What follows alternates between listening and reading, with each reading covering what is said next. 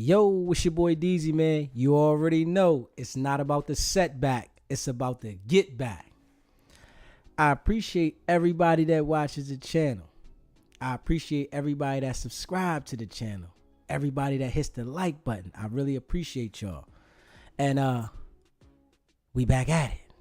Now, Megan Thee Stallion, she's filed a restraining order against Tory. She says she's being harassed by all Tory's fans, the bloggers. And we know something happened. Megan was grazed in the foot by some bullet fragments. We all know this, right? But we just don't understand what really happened.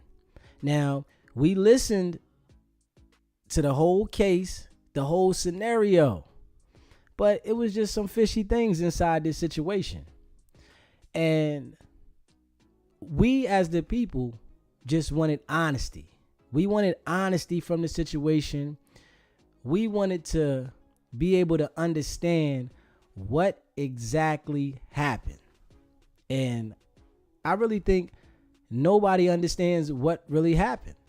We all still have like an idea, speculation. It could have been Tory. It could have been her friend Kelsey. But we do know something happened to Megan, and all we can do is take Megan's account of the story. But when we look at the evidence from the trial, we looked at it looks fishy.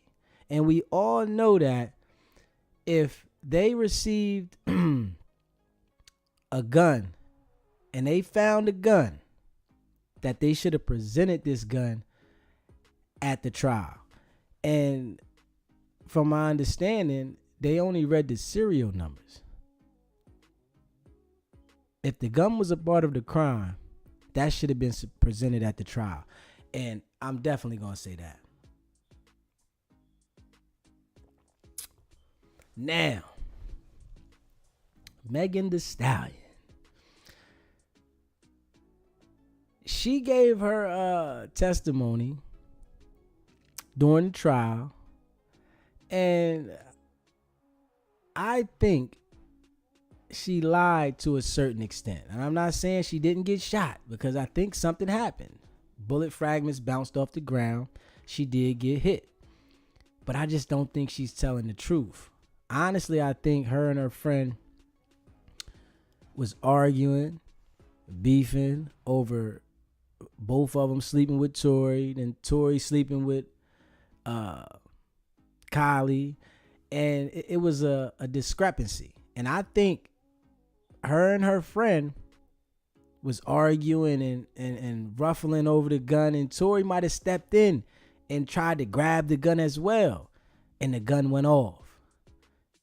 It could have went like that, or it could have went where Tory bust at the ground trying to calm them down from whatever altercation they got in, and these bullet fragments bounced off the ground and hit Megan in the foot. We all know something happened, but you know, it just seems real shaky and fishy, and it's something there that they're not saying. And we all know that the prosecutors are going to make the case and present the case the way they want to get a conviction. They're going to present this case to make it look like something to the jury. And they're going to leave some things out, which they always do. And anything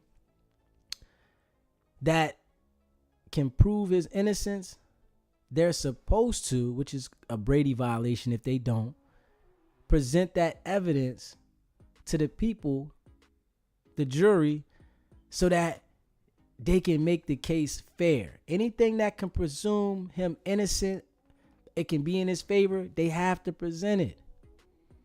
And for multiple people to have gunshot residue on their hands and they just say it's him, DNA was inconclusive, a lot of fishy stuff, right? That's what makes the case like, you get real skeptical about it.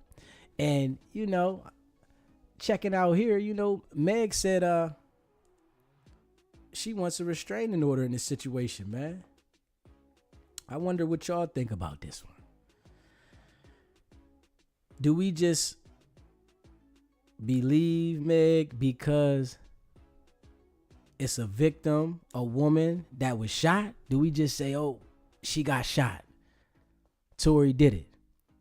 Or are we supposed to evaluate the whole situation to see where this came from and not just take someone's word? And we know people lie, man. We all know that. Sometimes people don't tell the truth and they lie to cover up certain things. And we know she lied about who she slept with. But that's okay. Everybody doesn't want everybody to know their business about who they were sexually involved with. And that's understanding. But in a situation like this, you got to be truthful. It's important for you to be truthful because this is somebody's life on the line. And I honestly think, right, Meg know Tory might be coming home soon. For her to file a restraining order, she might know he about to be coming home. And here on the Shade Room, I guess the girl here, Melagro Grams, she has a lawsuit on her too. And this is what she said. She said, I don't think Tory is innocent because of anything he did before that day. I can't speak on what a human will do. I think he's innocent because before waters got muddy, an independent witness saw a fight between two women that they refused to acknowledge after finding out that one had betrayed the other. No one proved who the gun belonged to. His DNA was inconclusive, and he wasn't the only one with gunshot residue on his hand. And every key witness contradicted themselves on the stand. Now that's the crazy thing. These facts are why there is no lawsuit. Oh, man, that's crazy. Yeah, that's crazy. Yeah, so we really don't know, man. With Meg here, all we can do is take her word as a victim. And that's crazy. We got people saying it wasn't him. Nobody's saying it was him but Meg. And it was other people there. Why would that be? Why wouldn't everybody say Tory was the shooter if he was the only shooter?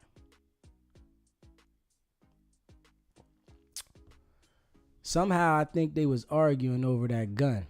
And I'm going to be honest. They was fighting over the gun and it went off. And being as though that somebody got shot, nobody wanted to take the account for that.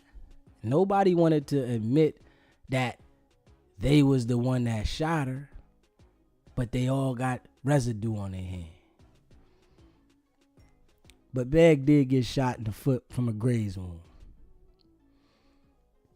It's like certain situations like this, we really don't know who to believe.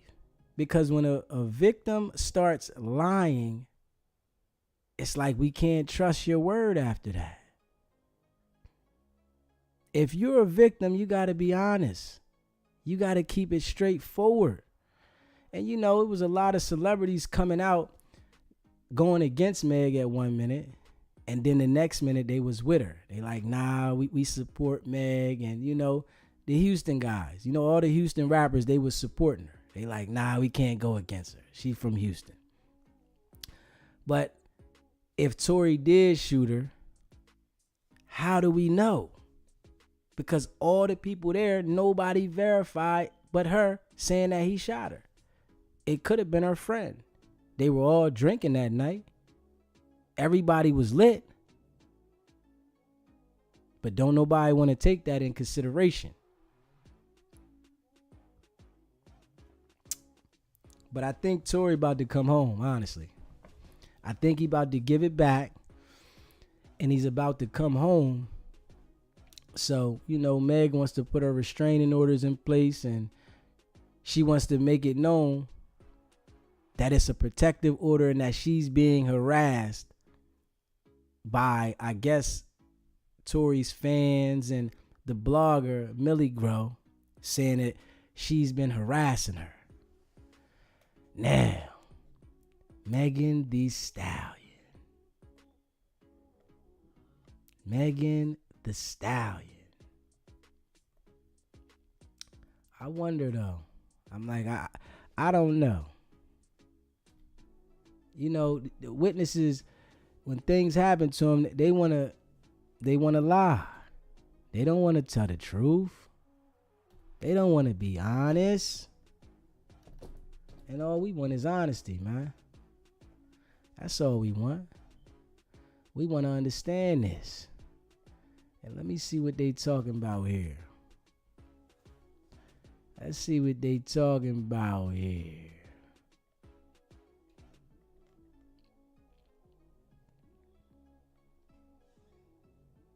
Let's see what they talking about. Hold up. What the news talking about?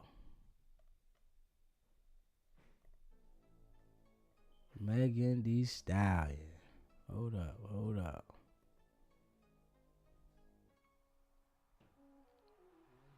Oh man, hold up.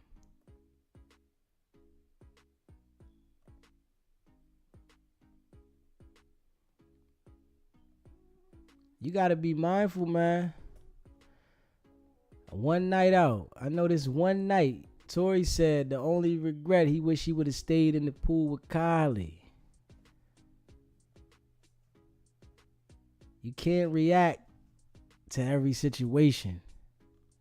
And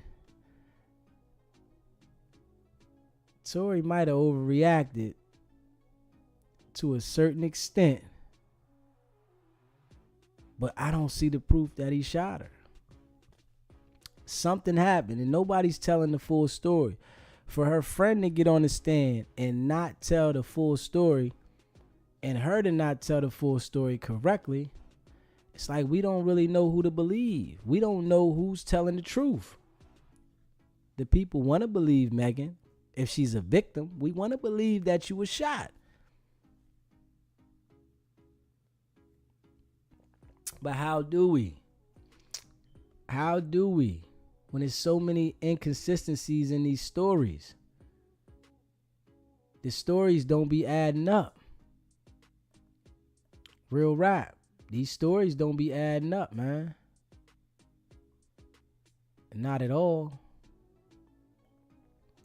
Let's see what we got here, man. Let's see what we got. These stories don't be adding up, man. I ain't gonna lie.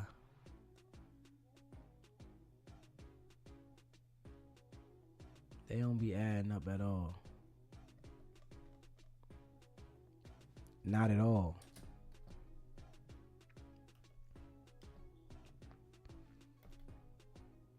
That's why you gotta stay away from people. All that going out to the club, hanging out, throwing parties, all that stuff leads to this kind of shit. All that extra involvement with people,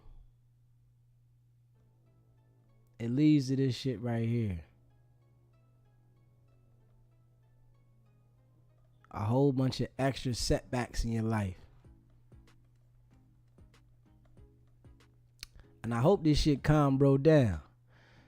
Because we see these people when they got that bag, they start thinking they untouchable. They start thinking can't nobody touch them. Can't nobody get to them. And they can do what they want. Tory. Yeah, they start thinking they can't be touched, man.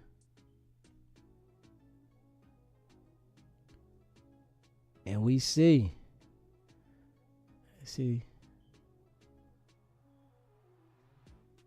Yeah, they gave Tory Lanez 10 years. They gave her a 10 ball. They gave him a 10 ball. Yeah, so, and it been that long? Yeah, it been about a year, huh? Year or two. Might have been 2 years since Tory got sentenced. Was it about a year or two? Yeah, about 2 years.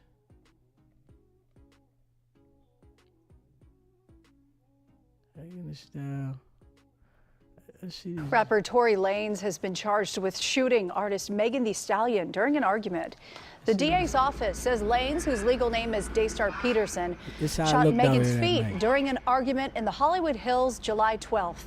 The 28-year-old was arrested the night of the shooting, but was released after posting bail. He now faces 2 felony charges and is set to be arraigned Tuesday in LA. If convicted, he faces up to 23 years in prison.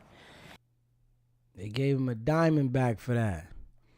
So Tory faced up to 23 years for that, and they gave him a diamond bag. Yeah. Now, we're gonna see what happens if he's able to get that back. You know, he filed a habeas corpus, so we're gonna see how the proceedings go. He got a chance. You gotta fight. You know, he got a chance. He got to fight. And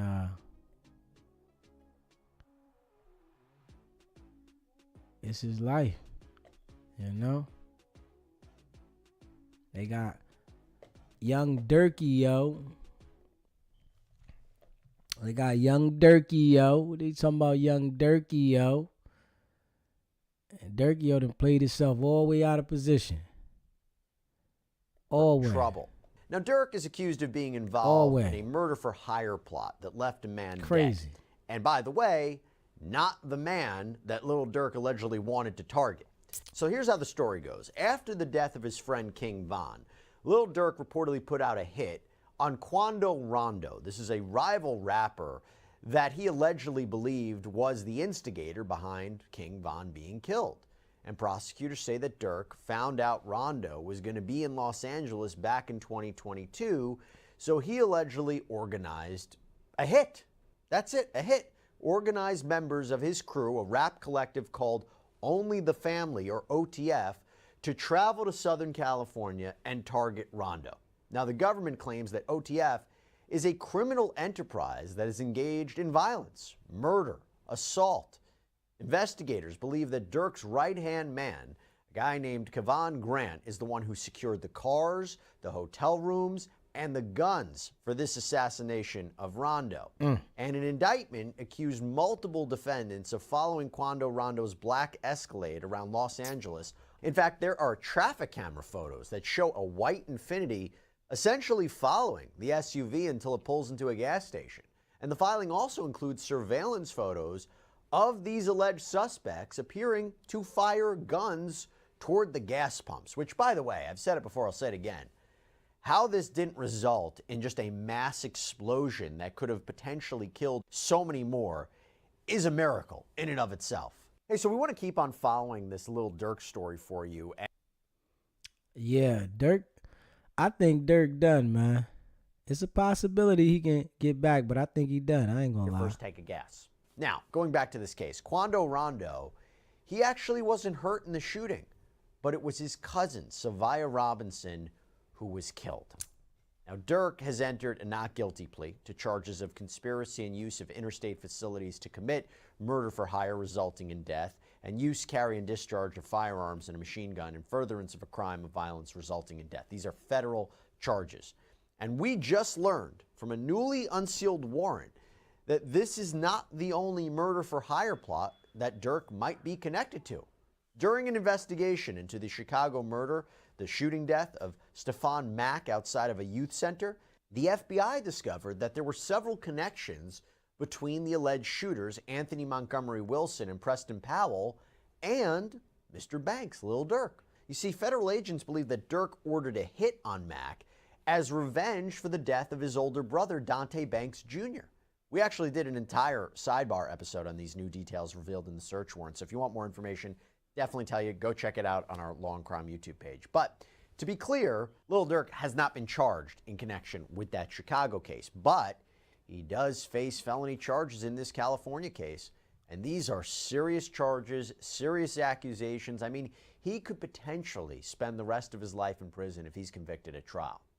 But the first legal hurdle for Durk's legal team, which includes celebrity criminal defense attorney Drew Findling, was the application for bail, the ability to try to get out of jail pending trial. And what Durk offered up as far as conditions and collateral, I'll tell you, very similar to what was offered by another music titan facing federal criminal charges, Sean Diddy Combs. I'm going to get to that in a minute. But first, what exactly has to be shown for a judge to deny a person bail? Well, California prosecutors laid it out in their motion to deny Durk pretrial release. So one, the nature and circumstances of the offense charged, including whether the offense is a crime of violence. Two, the weight of the evidence against the defendant. Three, the defendant's character, physical and mental condition, family and community ties, past conduct, history relating to drug or alcohol abuse, criminal history. And four, the nature and seriousness of the danger to any person or to the community that would be posed. So really you're looking at danger if he was on the outside, risk of flight, and whether or not this person would actually abide by the conditions of bail. Those are some key categories. And I have to also tell you, prosecutors don't have to prove these kinds of things beyond a reasonable doubt. No, they don't have to prove that he's a danger beyond a reasonable doubt. The standard is much lower. It's you have to prove by clear and convincing evidence. That is a lower standard than beyond a reasonable doubt. So it's not necessarily as high of a burden to show that Durk could be a danger or something like that. Now, I will say the defense has a different perspective. The defense has argued that Durk is a great candidate for bail, and they listed options to make everyone feel more at ease about letting him out. So in this memorandum in support of Durk's request for pretrial release on conditions, it reads, Mr. Banks, a devoted husband, father, and son, as well as an internationally renowned musician and recording artist, should be granted pretrial release on reasonable conditions that include the following. 1, a bond secured, partially or in full, by $2.3 million in equity in 2 homes in Georgia and $1 million in cash tendered by Sony Music. 2, home detention with electronic monitoring. 3, around-the-clock security services ensuring compliance with all conditions imposed by this court. 4, reporting to pretrial services. And 5, additional third-party sureties and guarantors to satisfy a bond amount that the court determines to be reasonable. So not only would Durk put up the money secured by the value of his properties, but his defense team says that Sony Music is also willing to pony up to some money, and there will be guarantors and sureties, there will be security to watch him, and that actually points to the fact that Durk has some serious supporters in his corner, by the way. The defense filed an exhibit that showed good work that Durk has done in his community. Durk apparently started this nonprofit organization called Neighborhood Heroes in 2020. The defense attached a presentation that highlighted what the organization has done the past few years, like food drives, career days, scholarships, fundraising for schools. And the defense did something interesting too. They also pointed out that Lil Durk has previously been charged with a felony, and he was released on bond in that case. In 2019, he was charged with aggravated assault and attempted murder in connection with a shooting outside of a popular Atlanta restaurant. He actually returned early from touring to turn himself in, according to his then lawyers. And in that case, the judge granted him a $250,000 bond. And then in 2022, prosecutors filed a motion saying they were declining to prosecute, and the charges were actually dropped. So the defense's memorandum in this California case reads, Mr. Banks, in that prior case, proved to the court, the prosecution, and the community that he could comply with conditions of pretrial release and court orders. Due to his full compliance with the conditions of release, which originally included a GPS monitor, a curfew, and a prohibition on contact with witnesses, the court gradually expanded and eased the conditions of pretrial release up until the time that the state of Georgia announced their intention to decline to prosecute the matter and asked the court to dismiss the case against Mr. Banks. See, the only thing that's different from that situation and now is Durk tried to flee. So he made those flights, 3 different flights to fly out, trying to play with the system and manipulate the situation. No judge is taking that lightly. No judge is going to overlook that when you showed that you would run. So that's going to automatically put inside the judge's head, if we put you on house arrest and you feel that you're losing this case, you're going to run. You're going to try to get away. So why would I let you back out? And then it's a murder for hire. We all know you have to have extreme circumstances for them to let you out on bail for murder for hire. Like, I don't know how Hernandez Govez got out, but I do know how. Matter of fact, he gave a proffer agreement and he made a statement, so they let him out. And he had some health conditions. But in this situation, Durk already has this murder for hire and he's being investigated for another murder for hire. So they're not going to let him out, being as though that they know they're going to end up charging him with the other murder for hire. As they said, it was a retaliation hit for his brother. And they know this. They know these things as details. And they haven't rushed to charge him because, you know, there's no limitation on the murder. And they know they got him already held on 1 murder for hire. So they're going to come with the other one. It's just that they didn't come with the situation yet because they know he's sitting there. But by them putting this information through the news into the public, they're trying to see if there's going to be any witnesses coming forward. And I want to tell you, that's the new game that they're playing. Whenever they got somebody and they want to put a case on them, especially if they're big and well known, they start putting this image to the public to see who's going to come forward and who's going to talk to them. It's already giving the public a chance to put the guilt on you. Because, you know, if you are guilty in the public eye, they're going to find you guilty in trial. So this is the tactic that the legal system is doing now. And I really feel that it's unfair. I really feel the way that they doing this is unfair, that they want to present the case a little bit to the public, as in just saying he's investigated for this murder. So it already gives people the thought that he did it. And then add in there that it was a retaliation hit for his brother. And this has to come from somebody that made a statement already. This is somebody that they have sat down and talked with already, and they got the information. So we can see that case coming soon. And I really think, you know, they're trying to make sure that they do the steps that they need to do to get this win, because they know Durk got a high profile lawyer, high powered lawyer, and he's ready. So they going to make sure, and this is the feds now, you know, they know Durk is going to have the top. So they're going to make sure that they come correct. They come correct all the time, most of the time. 98% of the time. That's their conviction rate, right? And I'm sure most of them result in pleas. People don't want to go to trial. They don't want to take these cases all the way. You know, a lot of people, they not built to go to trial. So their conviction rate is high. But in this situation, they're not going to let Durk out. There's no way. And you can have the biggest bail package. And like you said, the bail package is, I guess, similar to Diddy's, but Diddy's is a $50 million bail package when Durk's is 2.5.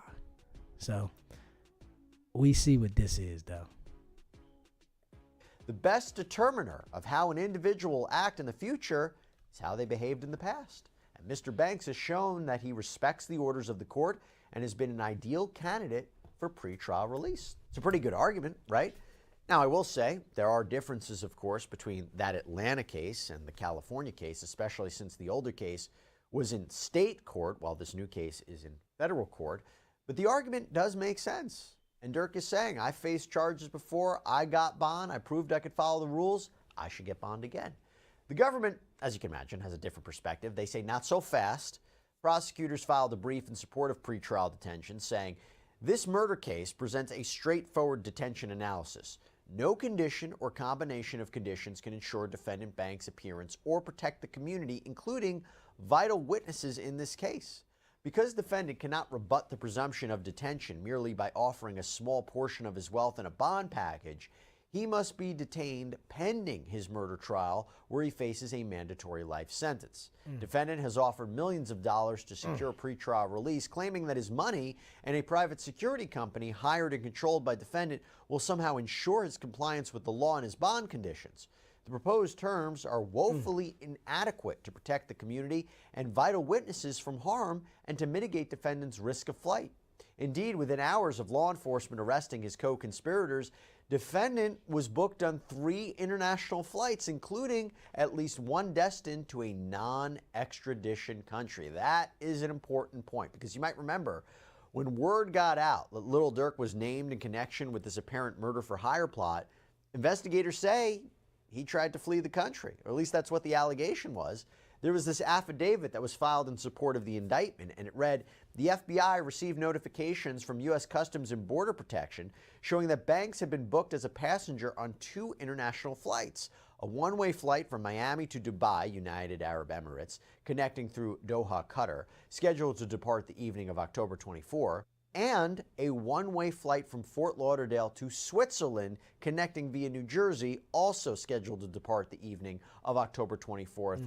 Banks did not board either flight. And also, not only that, the prosecution claims that Lil Durk rapped about Savia Robinson's death in a song. Essentially, the argument would be commercializing his alleged revenge. And prosecutors, they also point to the allegations out of Chicago, saying they show a pattern of criminal behavior and interference. In fact, we now know that the prosecution filed an exhibit under seal that accuses Durk of putting out more hits on people. Their brief says, even if the allegations in this case weren't enough to detain defendant, they are. A separate federal case in Chicago also underscores why defendant cannot be released pending this trial. As alleged in a recently unsealed search warrant affidavit in the Northern District of Illinois, defendant offers money for people to kill those responsible for his brother's murder, and more specifically, offering to pay money for any gangster disciple that is killed. Evidence collected in this case also shows defendant has allegedly placed monetary bounties to solicit other murders, including a family member of a witness. Defendant's modus operandi is clear. He will use his power, his money, his influence, and any pretrial release to endanger anyone who he perceives as a threat, including witnesses in this case. And the brief also revealed that Durk hasn't been following the rules in prison. Quote, despite clear instructions to not engage in 3-way calls, defendant has repeatedly abused the phone system at MDC to engage in such conduct. Now, to be clear, that's the MDC out in California, not the MDC in New York, which brings me, of course, back to Sean Diddy Combs, because we've talked about 3-way calls before in connection with Sean Combs' case, his sex trafficking and racketeering case in New York. He's been locked up since September, and prosecutors there said he used 3-way calling to talk to or about people he was forbidden to contact. So Combs would allegedly call someone and then have that person call someone else, creating a 3-way call. And New York prosecutors pointed out there, if he can't follow the rules in jail, how can he be expected to follow the rules outside of jail? In fact, talking about the bail package for Durk, the bail package offered up for Combs to 3 separate judges as his case progressed was also very similar to Durk's. But Combs offered a lot more money, $50 million bond. That would have been secured by the equity in his Miami mansion and his mom's Florida home, too. He would also be subject to house arrest with GPS monitoring. He was willing to hire a security team to make sure he only met and spoke to the people that he was allowed to, which actually makes me think if Lil Durk's offer of a security team was maybe influenced by Diddy's offer, just something to think about. But all in all, it wasn't enough. Judge Arun Subramanian was the 3rd judge to deny Combs' request for bail, and he's currently locked up in the Metropolitan Detention Center out in Brooklyn, New York. Now, what happened in this case? Well, U.S. Magistrate Judge Patricia Donahue of the Central District of California, she made the same decision for Durk. And a new filing shows the government's request for detention was granted. So all in all, Lil Durk will spend Christmas behind bars as his legal team prepares to defend him in federal court. We're going to be monitoring all the updates in this case and bring you any developments as they happen along the way. That's all we have for you right now here on Sidebar, everybody. Thank you so much for joining us. Yeah. So we see they denied Durk's bond, and we could expect that. I don't think that any judge would have gave him a bond once they seen that he tried to flee. I doubt that. There was no way Durk was getting a bond and the judge knew that he was gonna flee. Now Durk, he might be fried chicken. I ain't even gonna lie. I think Durk might be fried chicken, but we never know. The feds say he faced a mandatory life sentence. Mandatory now. And they wasn't going for no bail. They wasn't allowing Durk to get a bail. With a mandatory life sentence? Nah. You got to fight that from the inside. Even though I feel everybody should be given a bail and be able to fight they case from the street. But we all know when it comes to murder, they pick and choose. It depends on if they weighing in. Are you the main reason that this murder happened? If you the main reason that the murder happened, no, they're not giving you no bail. Nah. If it might have been you was connected to it and you cooperated, then they might give you a bail. But facing a mandatory life sentence, I can't see it happening. Literally. Yeah, I can't see it happening. But we all know, man, these dudes be getting above themselves. They really think that the money gives them another level of power. They really think that the money makes them untouchable. And now we see, and we all looking at this shit, right? The money don't give you no power.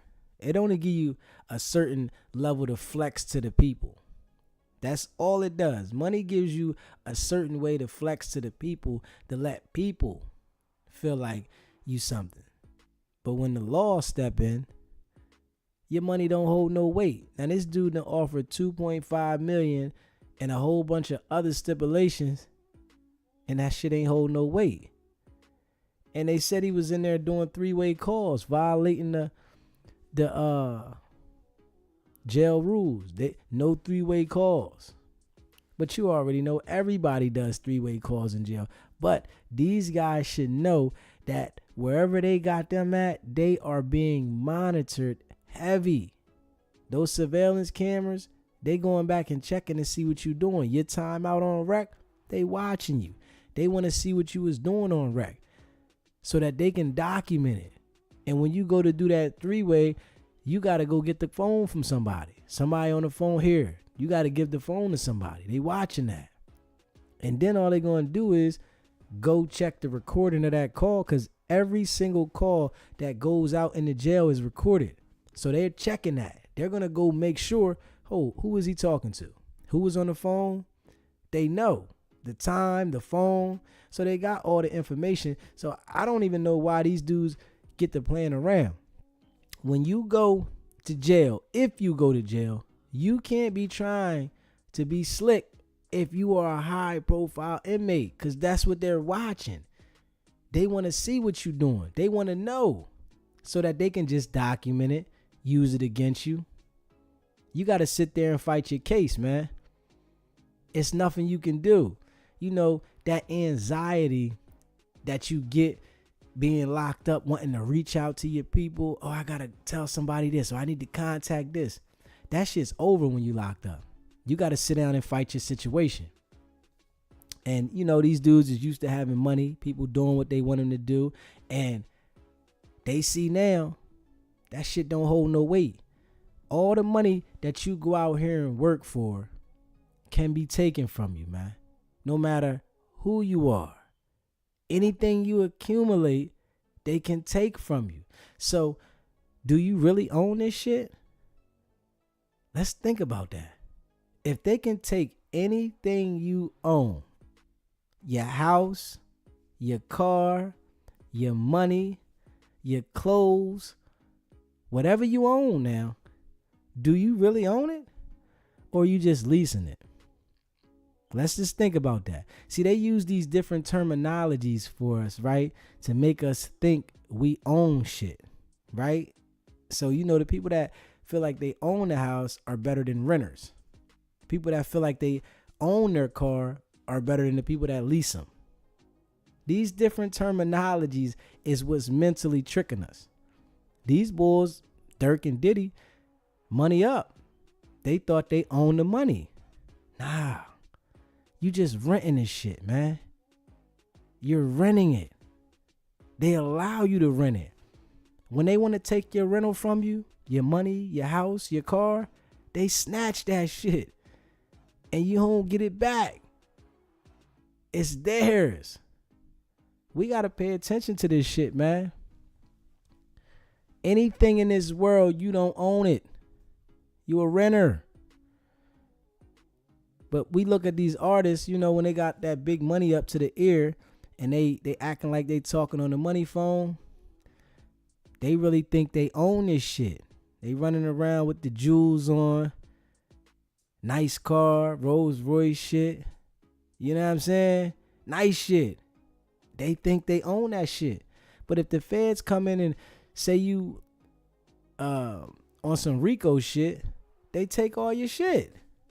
So you don't own this shit. You out here working and busting your ass to build something that can be swiped straight from under you. And that's what's going to happen to Durk and Diddy. They're going to end up swiping shit from him, man. Diddy got the RICO. Durk, they're going to come with the RICO for him. They're going to supersede him with the RICO and the feds. But they probably don't have it as solid as they want it. They just got enough evidence for this murder for hire. But they going to look into the finances even more and the people that they try to get to talk. And eventually they're going to supersede the indictment and come with the RICO on him. This is the game, man.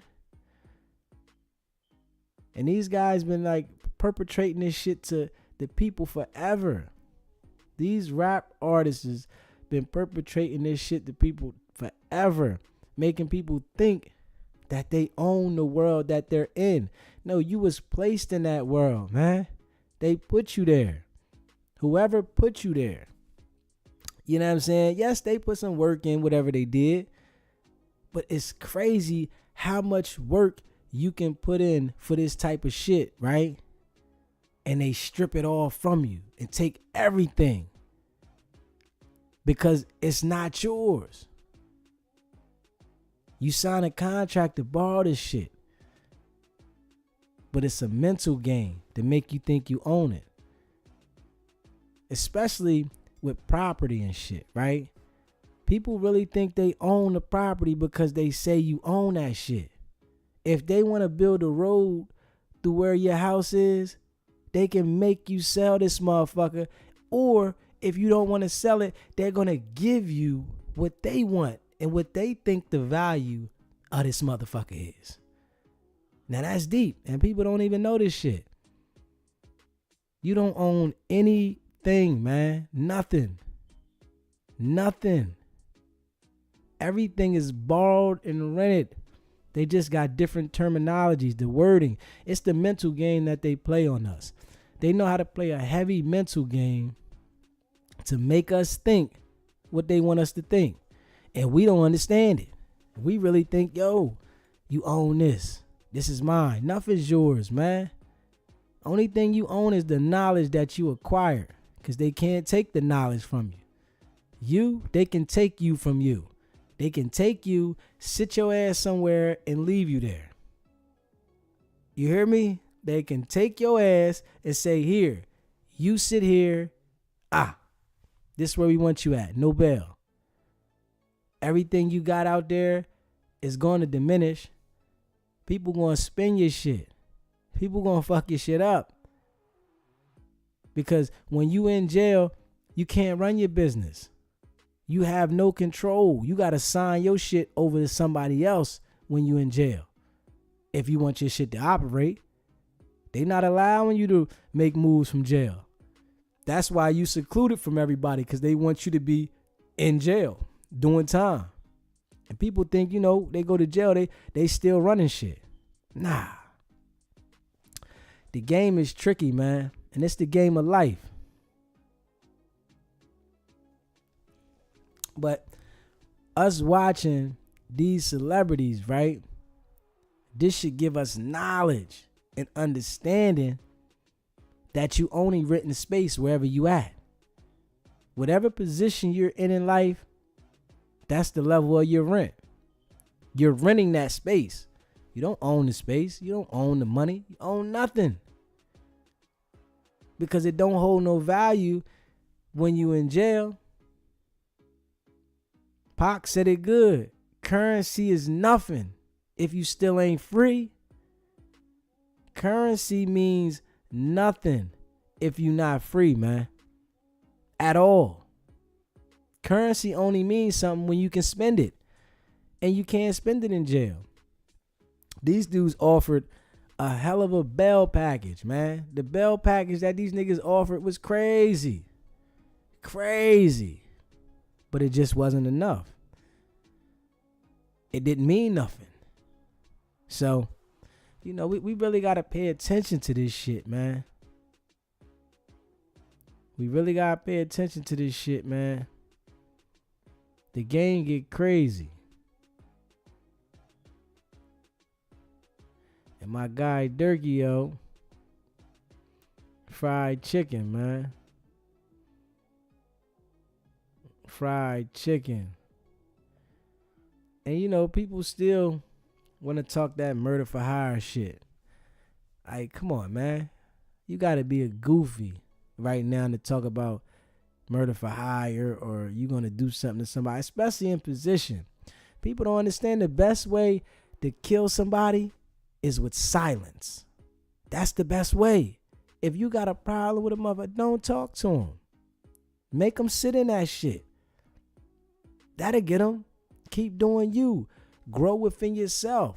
But putting your energy to go at somebody is only easy. The easiest way to trick yourself out of position.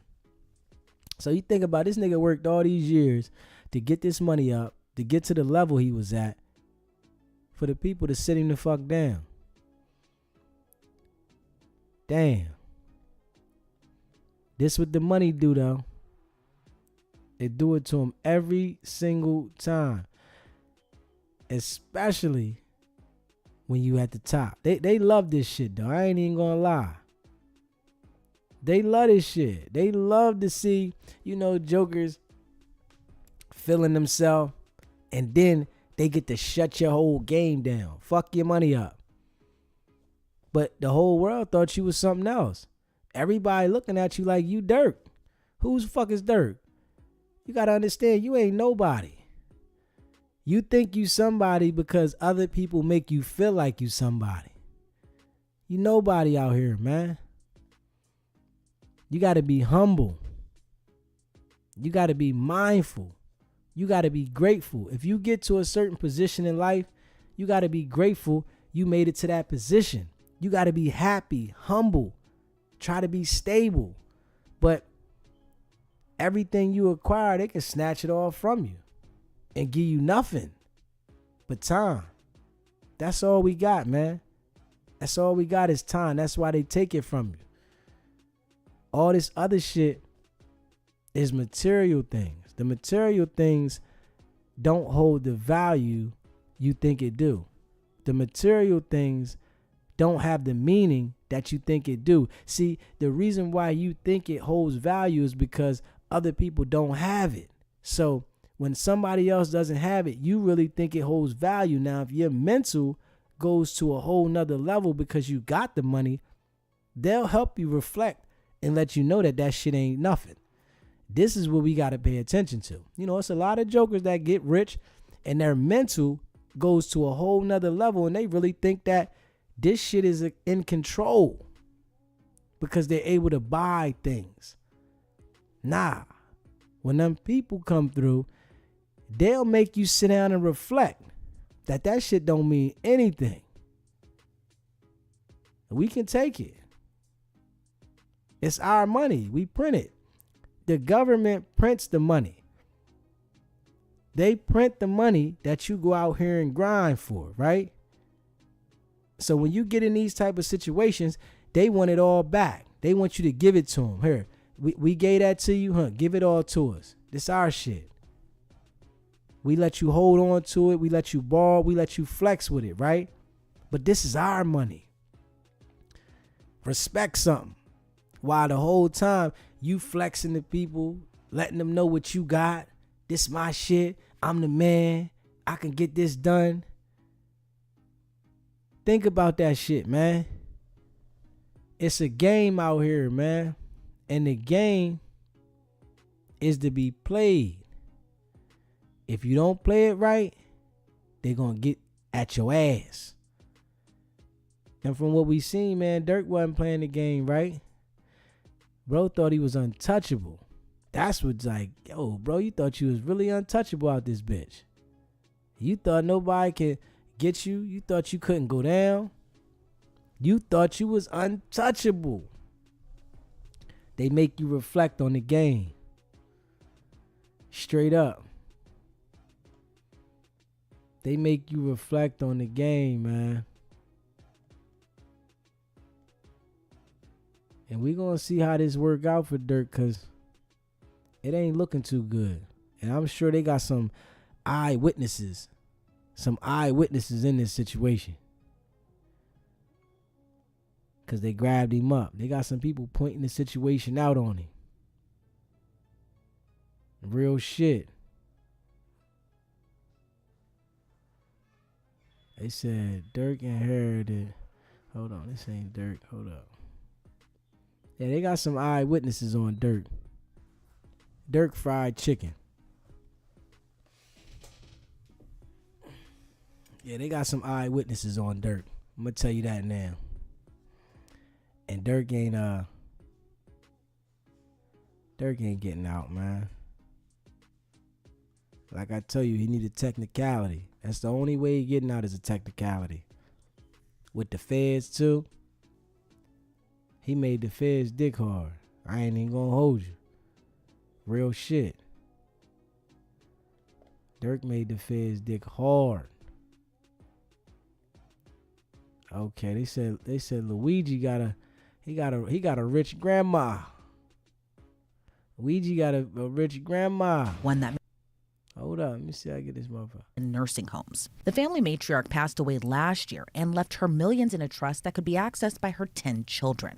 One of her 10 children that can access that trust is Louis Mangione, Luigi's father. But problem is, her will specifically stated anyone charged, indicted, convicted of, or pleads guilty to a felony would be cut out. The will reportedly states, quote, "It is my precatory desire that the trustees particularly consider invoking their discretion to implement this section if the felony is a common law felony, a statutory felony, if it is the codification of a common law felony, a heinous felony, any felony involving a physically violent act against another person or property, or any drug-related felony involving distribution or intent to distribute any type of drug or illegal substance.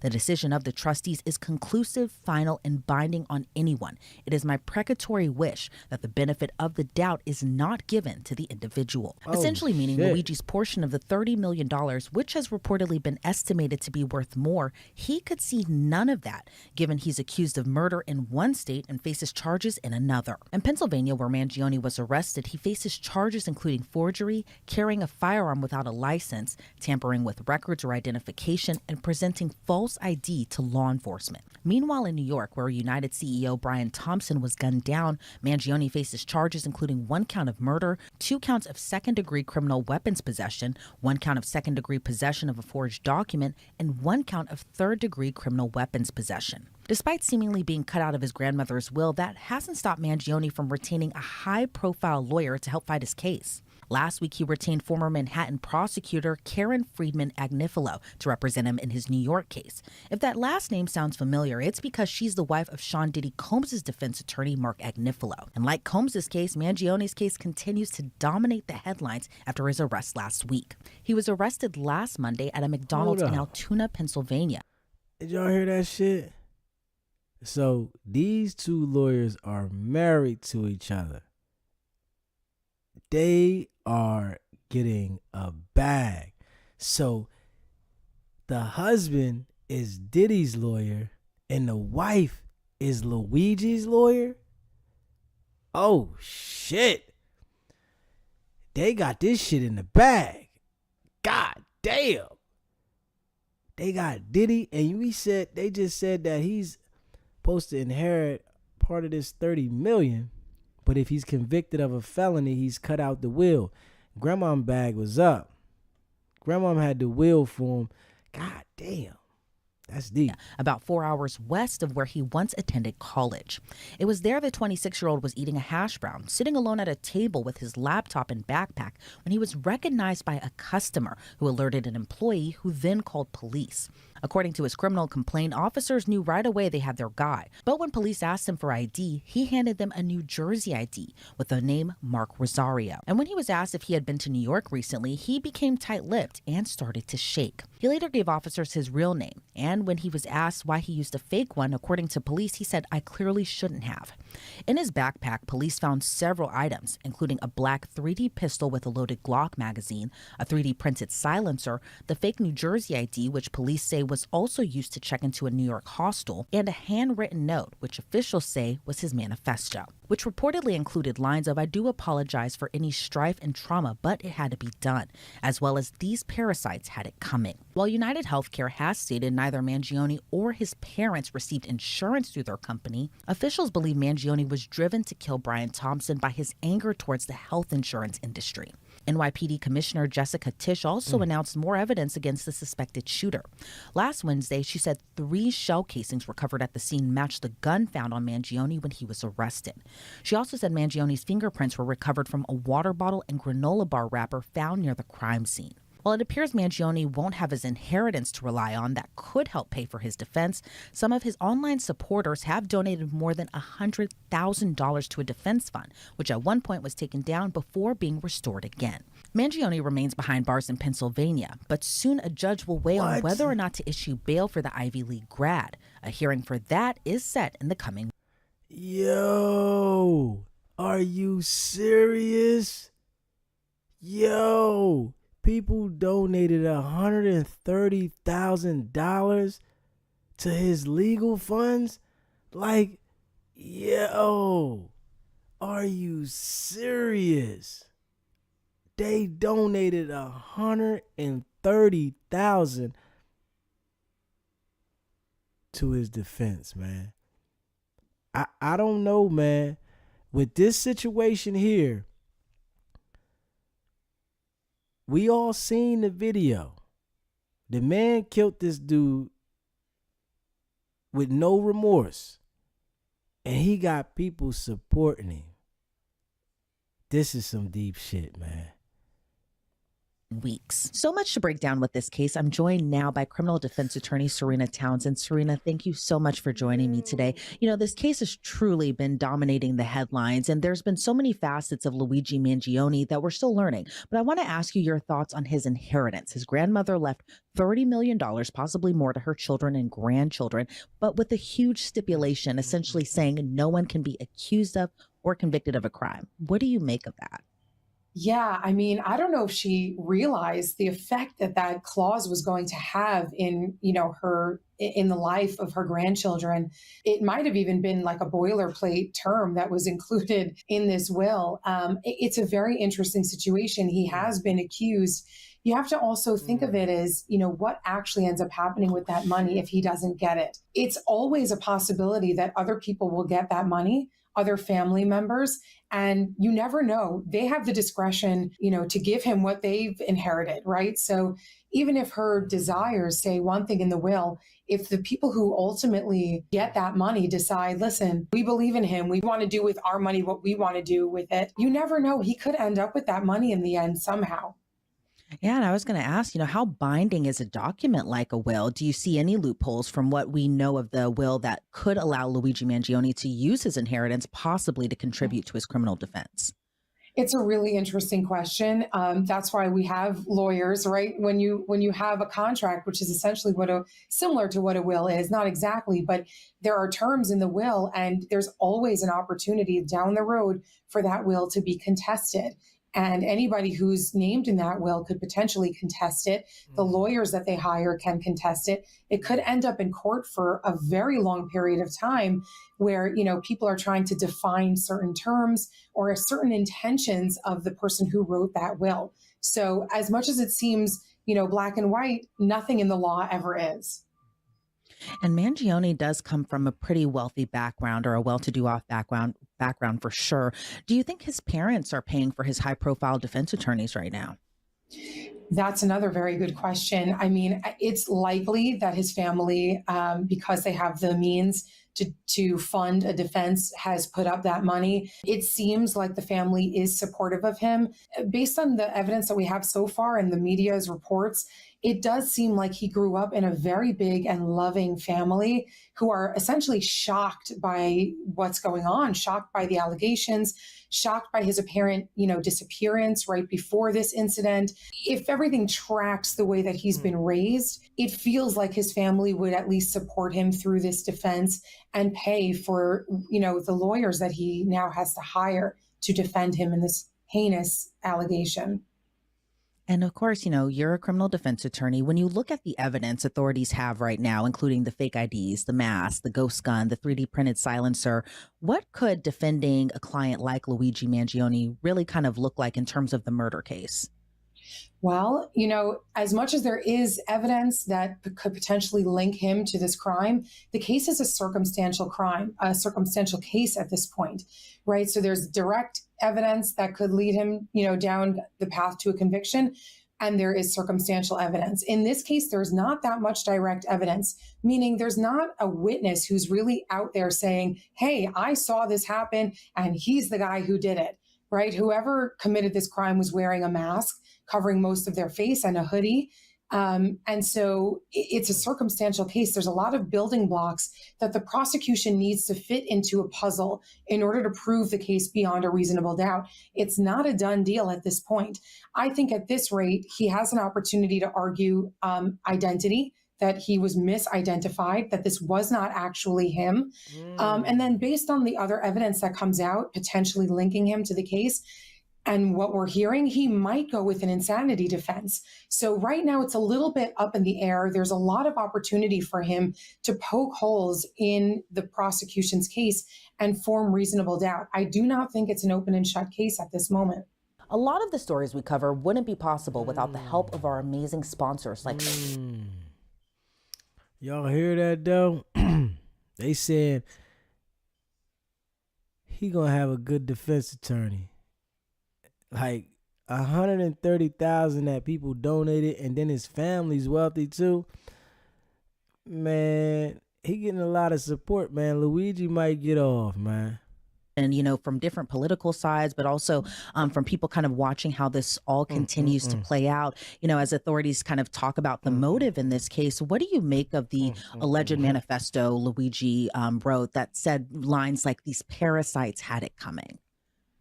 I would like to see a deeper connection with him and that manifest. I think a lot of people, maybe they're conspiracy theorists, maybe not. I think a lot of people are having trouble wanting to know where this manifesto was recovered and how. There's always, the talk of police planting evidence in order to strengthen the case. I'm not saying that's what happened here, but I'd be interested to see how that manifesto was, recovered. Where was it? Was it on him, on his person? Is his handwriting the same? Motive is going to be a big thing here. The prosecution doesn't have to prove motive in order to prove their case beyond a reasonable doubt, but we all know that a jury is going to want to hear the why. They're going to want to know why and link up a motive to this shooting. The police might try to link it up to the scrawlings on the bullet shell casings that were also recovered. But right now, without him making a statement and telling us why, all of this is speculation, and the police and the prosecution are going to have to show a very strong link between him and the evidence that's been recovered in order to formulate a motive. And are you surprised, given kind of what we know now, plus the evidence that we have, plus the scrawlings on the bullets as well, too, why Mangione was only charged with second-degree murder as opposed to first-degree murder, given the alleged amount of planning that kind of went into this? Sure. Yeah. So first-degree murder requires a certain extra, we call a bump up from murder in the second degree. Murder in the second degree, it seems like it's not the highest level because technically it's not, but murder in the second degree fits the allegation here because it only requires you to have intended on killing a person and then actually killed that person. The only way you can be charged with murder in the first degree is if you did all of that and there's an extra thing that you also did or that, delineates a certain person's position. So, for example, if you murder a police officer, that bumps up the murder 2 to a murder 1.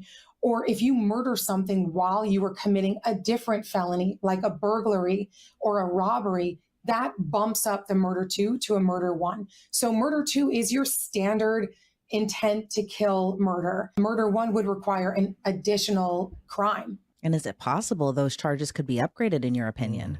Well, depending on what the evidence shows, of course it could. Now, I don't think Brian Thompson is going to be shown to have been, a law enforcement officer, but there are other things that could bump this up to murder in the first degree.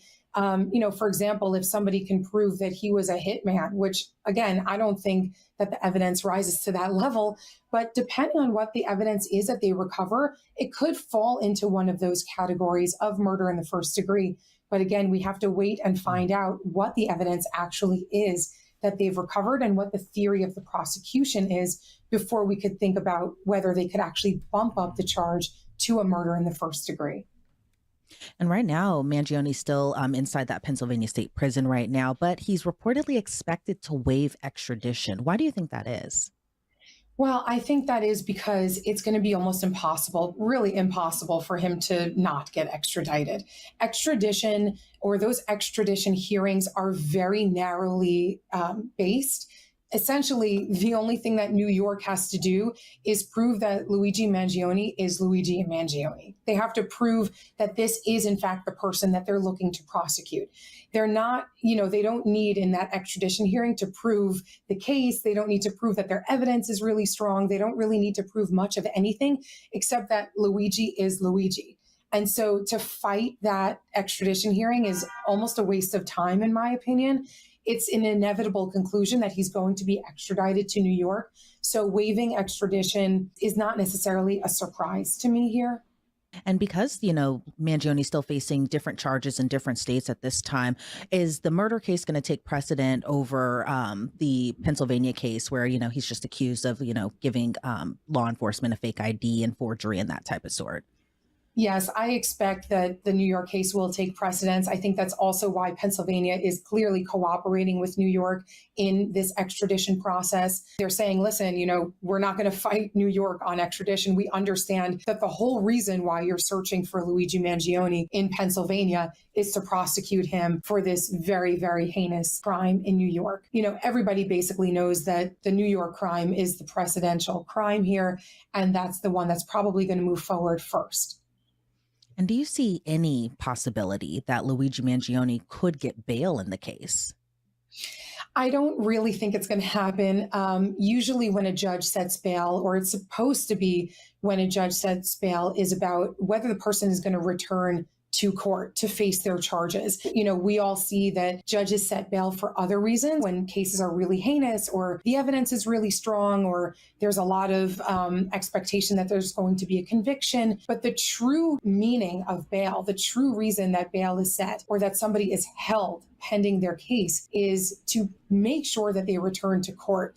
And in a case like this, where the top count is murder in the second degree. He has every reason to flee. He already has fled the jurisdiction to Pennsylvania, and he clearly has the means, he has the money, he has the support to be able to kind of disappear. The argument from the prosecution is going to be, we cannot rely on Luigi Mangione to return to court in New York. We can't rely on it. We simply have to take the highest possible, which is remand and not bail. And I think that he's going to get remanded because of that. We know that he could probably make bail if any bail is set because he comes from a wealthy home. And I think a judge and the prosecution are basically going to have the mindset that we can't take any risk. We can't even set any level of bail. He has to be remanded. I do think that's what's going to happen. I think a defense attorney is going to have to make very convincing, strong arguments as to why he should either have bail or be allowed to be out while this case is pending.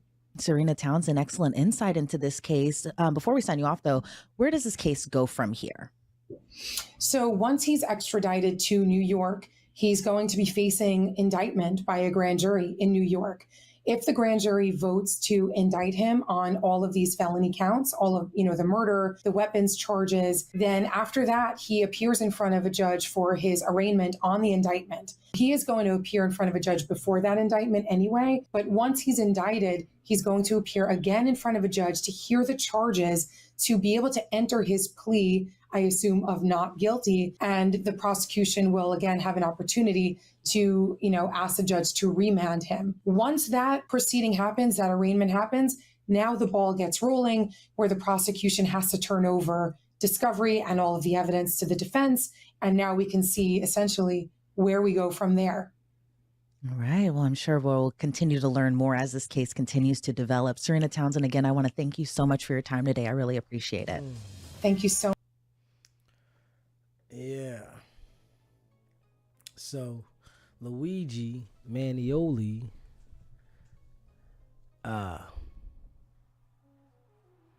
he's said he's not going to fight the extradition. Yeah. Man. 6 ways. Hold up. Let me see what they say here. 6 ways that he could get away with the murder. Hold up.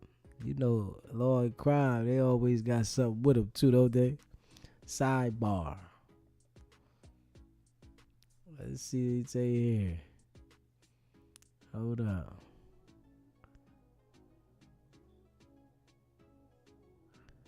What they got here? Hold up.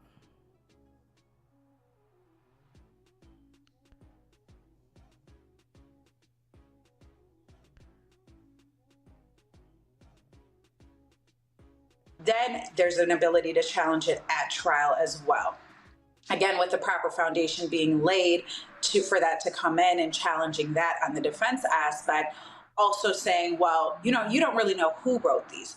You weren't there. You didn't see him write it. You've never met him before. You've never seen him write anything before. So you really don't know that is him. So it's not the strongest defense with respect to that, but that's certainly something that they could explore among other things. All right. So now assuming that all comes in, assuming there's no denial that he's the shooter, what are the other defenses? Well, now let's talk mental health. So there has been a lot of talk about insanity. And essentially it would be, yes, Luigi Mangione shot Brian Thompson, but he's not criminally responsible. And I've seen talk about this. I don't necessarily believe it, but let's go through it. So my understanding under New York law is a person lacks criminal responsibility if they have a mental disease or defect when at the time of this crime, as a result of that mental disease or defect, that person lacks substantial capacity to know or appreciate either the nature and consequences of what they were doing or that such conduct or what they were doing was wrong. Now, again, this idea, he did it, but he really couldn't appreciate the wrongfulness of his actions. He didn't appreciate what he was doing. Do you think that? See, with this right here, though, they want to make light of this. And this is what I say about these folks, man. They want to make light of him doing this crime and make every reason why he has the ability to get away with this.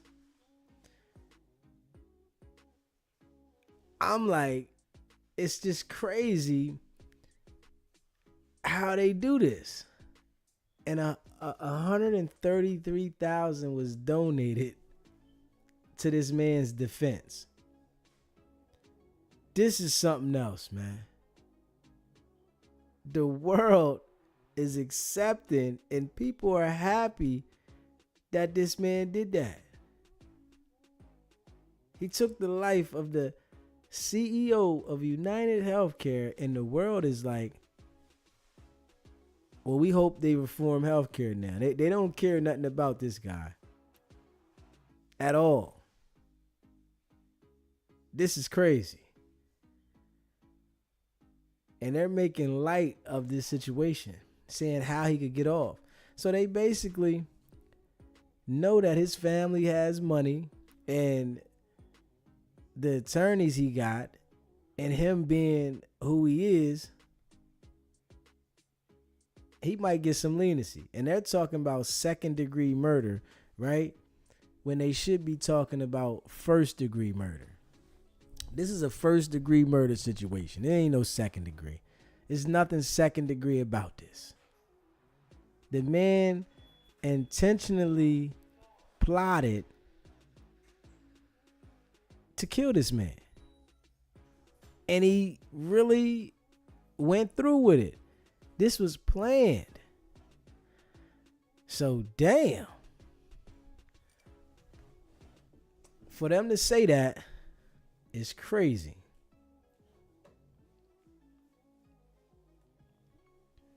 Yeah, for them to say that is crazy. Yeah, that's crazy. Let's see what they talking about with Stillwell. Shannon Stillwell. So, Shannon Stillwell got off on whatever this other charge was. Let me see. Shannon Stillwell heads home. Another YSL defendant. And this proceeding was long too, wasn't it? Hold up. Let's play this joint. Hold up.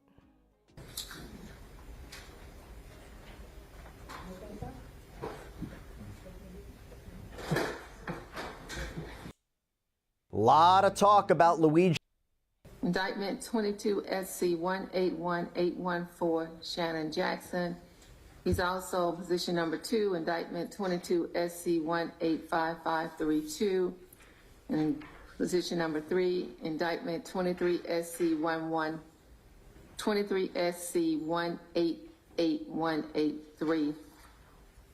Positions 1 and 2, the attorney of record is Max Chart. Is he present today? All right. In position 3, it lists Attorney Bumpkus. Is that? I should be the attorney of record of all 3. I thought so, but I'm just, what's a misunderstanding? And that's fine. And I appreciate the court making time for us, Your Honor. We will have a negotiated plea to present to the court this morning. Hold on 1 second. I need to get the ADA on the record. Good morning, Your Honor. Chris Sperry on behalf of the state of judicial efficiency. I'll handle all 3 matters. All right, thank you. And Your Honor, I do believe that I need to sign some indictments in preparation of the plea. Do we have those in court? Oh. Yes.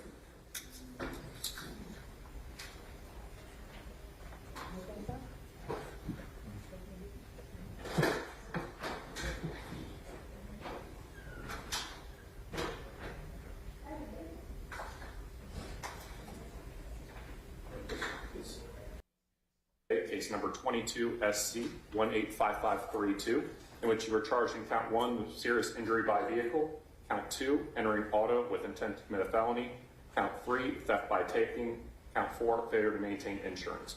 Do you understand that as to count 1, the serious injury by vehicle, you could be sentenced up to 10 years in confinement? Yes, sir. Do you understand that for the entering auto, the maximum possible punishment for which you could be sentenced is up to 5 years in confinement? Yes, sir. And you understand that for the theft by taking, based upon what the amount alleged in the indictment, that being greater than $5,000, less than $25,000, the maximum possible punishment for that offense could be up to 10 years of confinement. Yes, sir. And you understand because the negotiated and recommended sentence is on count 1, the defendant is to be sentenced to 10 years to serve 3 commuted to time served. Count 2, 5 years probated to serve consecutive to count 1. Count 3, 5 years probation to run concurrent to count 1. 12 months on count 4 commuted to time served.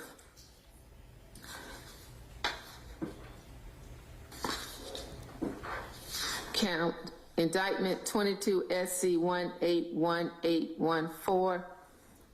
Count 3, 10 to serve 3 commuted to time served. Count 2, 5 years probation concurrent to count 3. Count 1, 3 years to serve commuted to time served. Indictment 23 SC 188183. On all 8 counts, 5 years to serve, 2 commuted to time served, balance on probation to run concurrent with 22 SC 185532, count 1. And also in 22 SC 181814, the sentences are to run concurrent to count 1 in 22 SC 185532. During the time, because you've shown you can do that because you matriculated through high school. So they just want to know you're not going to be a problem and they don't have to worry about you. And more importantly, the court didn't want to have to look back and say, I just should have sent you to jail, as opposed to going along with this negotiated plea. You're getting a second opportunity. I suggest you take full advantage of it. You're 32 years old. I can say to you, based on what I've seen, the next time you get a felony conviction, you're going to be looking at a lot of years. And nobody's going to say yes to probation under any circumstances. Yeah, they're not playing with it. So the banishment will be for 5 years because they didn't negotiate a term. So that's for 5 years, and you can come back for special occasions, and the state and your attorney can work out what those occasions So are. they banned him from Atlanta You for cannot 5 years. come back unless you have been approved to do so, and notice has been given to the state and they've signed off on it. You are not to have any firearm in your possession because you're a convicted felon. And you're not to engage in any street gang, criminal street gang activity. I assume that you know all of the co-defendants in 22 SC 183572, so you know the people that you're not to have any contact with. I always make this an issue with the state because I don't want to assume that the defendant knows these individuals. He does not know all the individuals, but he knows who they are from going through the case. So I would suggest that the state provides him a list of all the individuals, their known names and their street names, and any other AKAs they have out there, so there's no misunderstanding, okay? And your family members need to know that although you can have communication with them, they should not be carrying messages from any of these people that you're not to have any activity with. So, did I miss anything?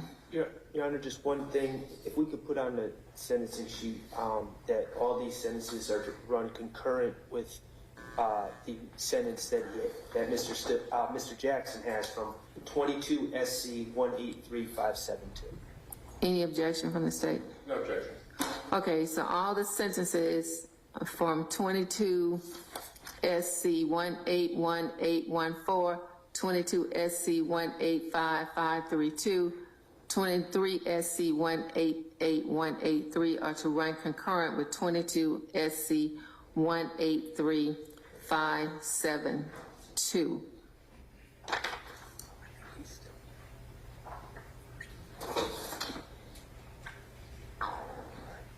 At this time, does probation need to come on record and say anything? All right. She can't hear you. I'm sorry. Unless you want me to tell you or the court what I'm going to tell Mr. Jackson, I can talk to him. Yes, just put it all on the record about reporting. Okay, so he will report on December 19th to 276 Memorial Drive, Atlanta, Georgia, 30303 at 8 a.m. So, don't be late. Don't miss that appointment because they will come back to court and ask me to issue a warrant for you failing to appear. Do you understand? Yes, ma'am. All right. So, at this time, is there anything else from either party? Judge, just Mr. Sharp had recommended. I have no intention of leaving my office anytime soon, at least voluntarily. So Mr. Sharp and I have built up a point of trust and communication over the years. I have no problem with Mr. Sharp reaching out to me if there's any exceptions that are necessary. That's great. And also for the record, I will waive fines and fees for these 3 cases since he's already on probation in another case. Thank you. All right. If there's nothing further, then all parties are excused. Thank you, Your Honor.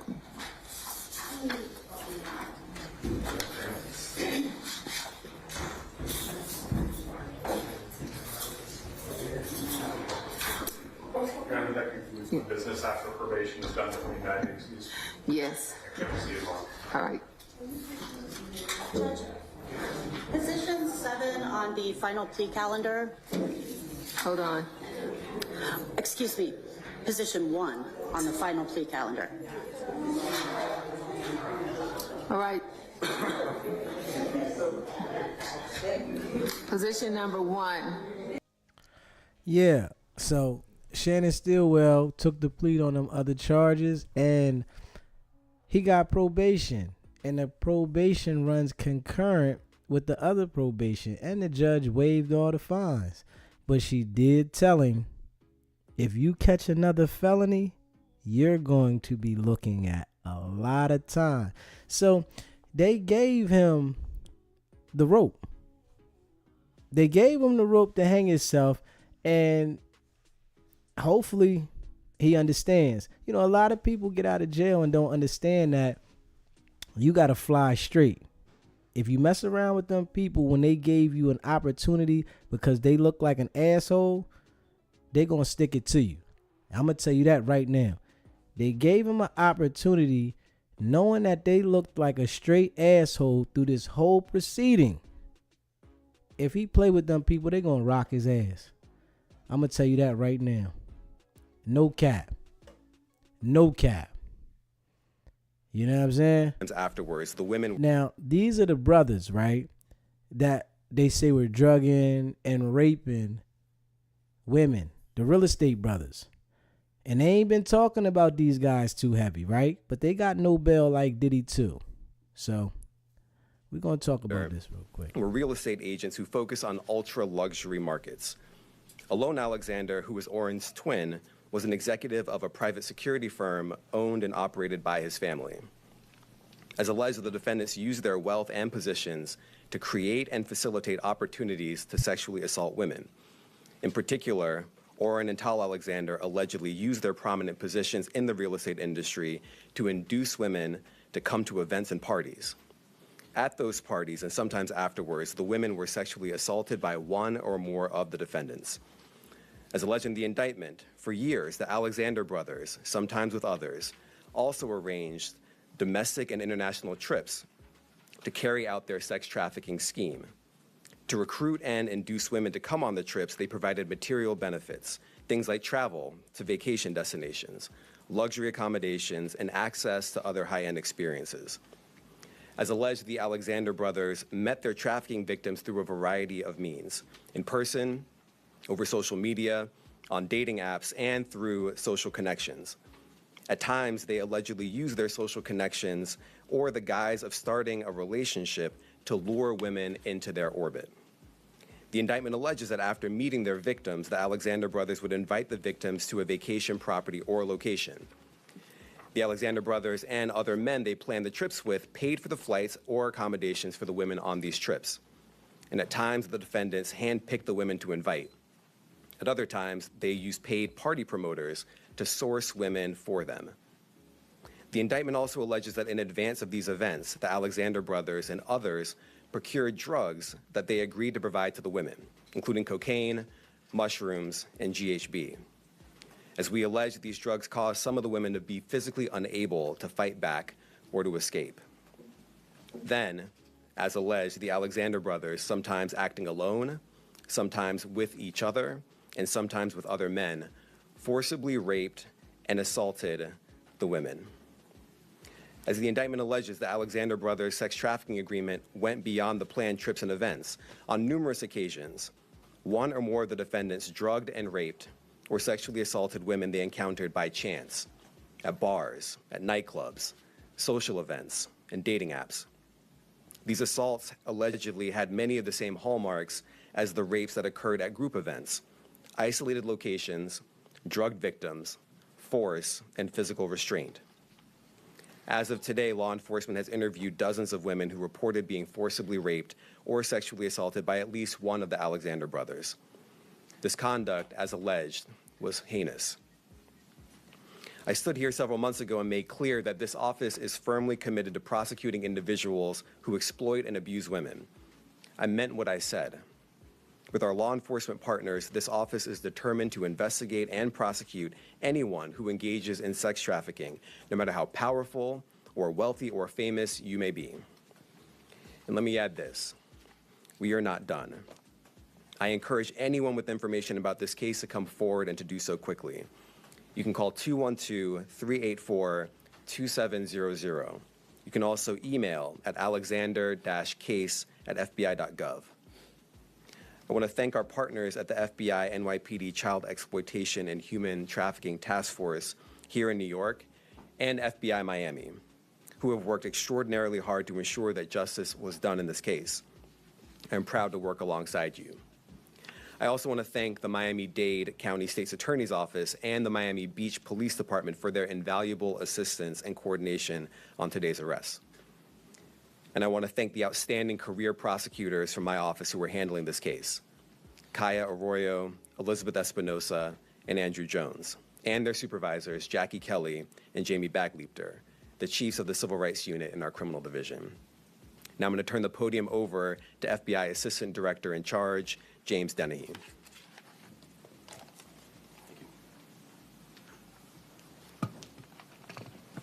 Thank you, Damien. Good afternoon. I'm Jim Dennehy, Assistant Director in Charge of the FBI's New York office. The charges unsealed today for Tal, Oren, and Alan Alexander detail heinous crimes allegedly carried out by these individuals. The Alexander brothers allegedly conspired to prey on innocent women, coercing them into engaging in sexual acts. The defendants allegedly used their wealth and status to recruit and pay for the travel of their intended victims, and then manipulated them into participating in sexual acts without their consent. The FBI's investigations into these types of cases are only possible because of the bravery victims show in coming forward. We are committed to doing everything in our power to advocate for victims. The FBI has dedicated professionals ready to support them. We will hold those who victimize them responsible for their actions. If you or someone you know is a victim in this case, the number to call is 1-800-CALL-FBI, or email us at alexander-case@fbi.gov. We will not allow this type of alleged behavior to go unimpeded. Predators forcefully coercing victims into sexual acts cannot and will not be tolerated. The FBI, along with our law enforcement partners, are committed to investigating sex trafficking and ensuring anyone attempting to engage in it is held accountable in the criminal justice system. I'd like to thank the U.S. Attorney for the Southern District of New York, Damian Williams, and the members of SDNY's Civil Rights Unit. I'd also like to thank the NYPD's Detective Bureau and its Specialty Enforcement Division and Special Victims Division Human Trafficking Unit, and the FBI Miami Field Office. I'd also like to thank the Miami Beach Police Department, the Bal Harbor Police Department, and the Miami-Dade State Attorney's Office Human Trafficking Task Force. And finally, I'd like to thank the dedicated investigators and personnel from the FBI NYPD Child Exploitation Human Trafficking Task Force. Thank you. All right, I'll take some questions. Right here. Alice, CBS. You said dozens of victims. Can you be a little bit more specific in terms of number of victims? I can't be more specific.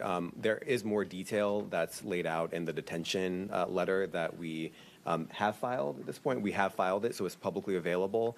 And we talk about, we've interviewed a lot of people, and that the conduct that we've been investigating goes all the way back to when these defendants were in high school. And so the number is quite significant in terms of victims. Thank you. Next question. Darla, ABC. Good afternoon. Can you talk about when your office began this investigation, if it coincided with any civil lawsuit that was filed? So how long has your office been investigating it? And also explain the timing of today's arrest. Was there something in particular that precipitated this arrest today? Just if you can explain the timeline going back and why today. Sure, so I can answer part of the question. So the detail as to whether or when we opened the investigation is not in any public document, so I won't be able to speak to that. In terms of the timing, I mean, we go when we're ready. We mentioned that there was an action in coordination with the Miami-Dade County State's Attorney. They have their own charging instrument as well. And so we were able to move together. So the charges were brought at the earliest opportunity that we could bring them, and that's why we're here today. Next question. Fox News. Yes, thank you. Hi, Arthur Chen from Fox 5. You indicated that there were others involved. Are there other people that you're looking for? And will the brothers be coming here to New York because it's a Southern District case? So they will be coming to New York. The mechanics for that are not worth getting into, but we will be able to get them into federal custody and up here to answer these charges here in New York. In terms of other people that we're looking at, I can't get into who else is under investigation. I will just repeat what we said, not only in the indictment but in my remarks, that they were not acting alone. I reference other people. And so we will continue investigating as long and as hard as it takes to get to the bottom of the full scope of the conduct that we have here. Next question. Luke Cohen, Reuters. Hi, thanks so much for doing this. You mentioned the office's firm commitment to rooting out sex trafficking. Has there been any sort of surge in resources to the Civil Rights Division, a change in emphasis internally? How have you acted on that commitment? How have you brought so many of these cases? Well, I mean, it really is because of the extraordinary work of the career prosecutors to my left.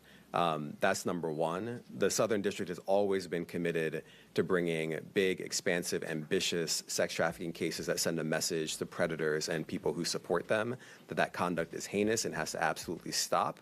When I became U.S. Attorney, I did note that the responsibility for investigating sex trafficking was rather diffuse all across the office. And so we stood up a civil rights unit in the criminal division to not only address the spike in hate crimes and other types of offenses that I thought needed more focus, but also to centralize the handling of sex trafficking work. And so you recently saw the case against Sean Combs that we announced. That was out of our civil rights unit, and now this one. And so, yes, there has been additional resources and time and attention, and they're bringing their expertise to bear along with our law enforcement partners who have long been committed to this work. But I'm very proud of everything that they're doing and expect that to continue in the future. Next question. Molly Crane, Daily News. Hi, Damien. Thank you for having us. Just a quick question. This is a superseding indictment. Can you shed some light on what preceded it, or is there something more there that we're not seeing? There is something more there, but it's not worth seeing, I would say. But I know you're not going to take my word for it, but you have to take my word for it at this point. Okay, next question. Hi. This is such an interesting case because, as you mentioned, it dates back over a decade, I believe, and with so many different women allegedly involved in this, I'm just wondering if you can speak to the seriousity of the charges and some of the complications or challenges that you might have in gathering evidence and testimony in a case like this. Well, we always have complexity in these kinds of cases. They're very sensitive. People have already been victimized, and engaging with law enforcement is in and of itself requires a leap of faith, right? That accountability can be at the end of that process. Another reason why I'm so proud of the career prosecutors and agents who work on these kinds of cases is that they understand how to approach them appropriately, to be able to bring comfort to the victims, to build trust with victims, and understand that it's a very fraught process to have to explain some of the darkest moments of someone's life, yet again, in a law enforcement context. Another reason why it's important that I reiterate the call for people out there, if they have been victimized, if they know information about these three defendants, that they come forward and know that they're going to be in good hands speaking to us, and that we're absolutely going to do right by them. And so that is always a challenge. It's a challenge in this case, but as you can see from today's indictment, it's one that we are prepared to overcome. And you mentioned you believe this behavior may have started in high school. Do you expect more victims to come forward? That's the hope. And over time, just through our practice and seeing how these cases play out, more often than not, more people do come forward. It does take a tremendous bravery, as Jim said, for the victims to speak out, but when they do, other people tend to gather that bravery as well. Bravery can be very infectious, especially in this kind of context, and that's our hope in bringing this case right now. Next question. Roger Stern. Can you tell us what happened to these women after they were victimized? They were flown to locations? Were they just left on the street? Were they flown home? What happened to them? Well, I would refer you to the detention memo that we filed. It has some details, including some very specific details about more than one victim and their experience, not only leading up to the incident that we alleged, but also following the incident. And it's not worth me repeating right now, but these women were not cared for in any way at any point in the process. And yet another reason why I think it's important that we bring these kinds of actions to hold people who, after thorough investigation, we believe have committed these types of crimes. Last question, Kara Scannell, CNN. Thanks, Damien. I have two questions. The first one, this is multiple times that you've been at this podium talking about predatory, wealthy men abusing, raping, assaulting women or men. And I'm curious, how many more types of cases like this do you have in the pipeline? I can't give you an exact number, of course, but what I can say is that we are unfortunately busy with sex trafficking investigations, trafficking of all forms, human trafficking, labor trafficking. It's an area that we are very active in and focused on. It's not just the powerful, though. Obviously, those kinds of cases get more attention than others. I think we have seen over time that this kind of conduct, no one is immune from it. There are victims of all sorts. And the ones that keep me up the most at night are the ones where the people who have been victimized don't think that they have the ability to hold the wrongdoers accountable because they are not famous or are well known. And so it really spans the gamut, I would say.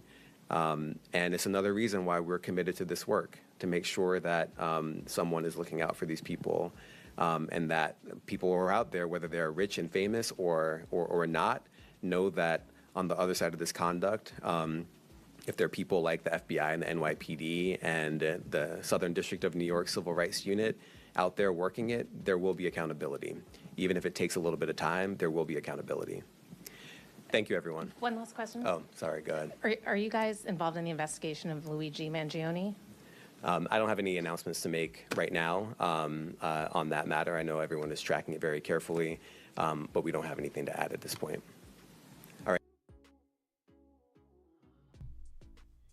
So these brothers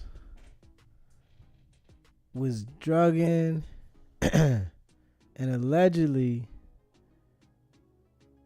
taking coochie since high school. And they was in the real estate game real heavy. And we seeing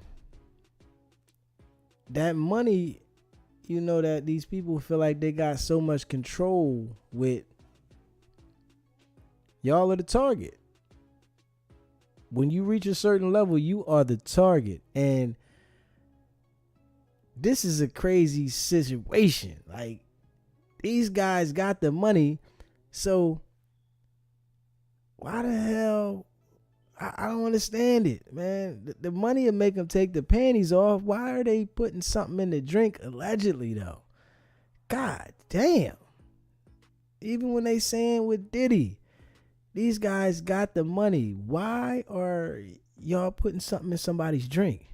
Why does it even go there?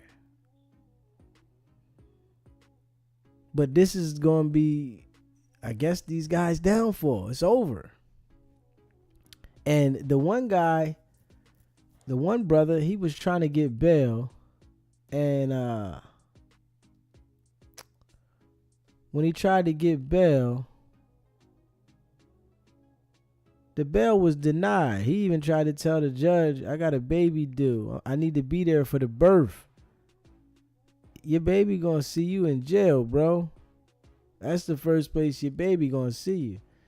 And you gotta understand the court system don't care nothing about you having a child, your girl being pregnant, you needing to be there. They don't care nothing about that. That emotional, like, when it comes to that kind of stuff, there's no leniency in that. And damn, they said they was taking it. They ain't giving no leniency in that, man. Let me see. Hold on. Let me see. Hold on. Let me see. Hold up. Yeah, they not. Let me see. Hold on. Real estate brothers. The judge is not.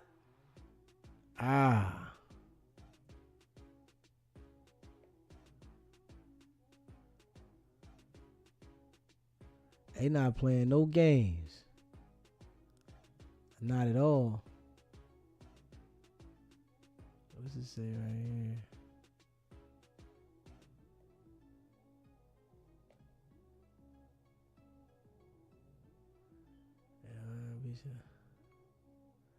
And they got dozens of women. This right here, they got dozens. And it's 3 brothers. So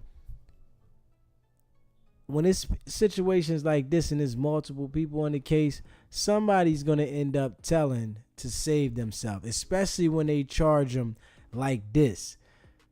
3 brothers being charged,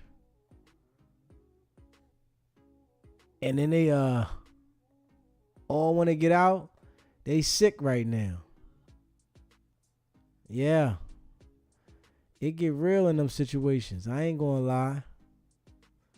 It get real.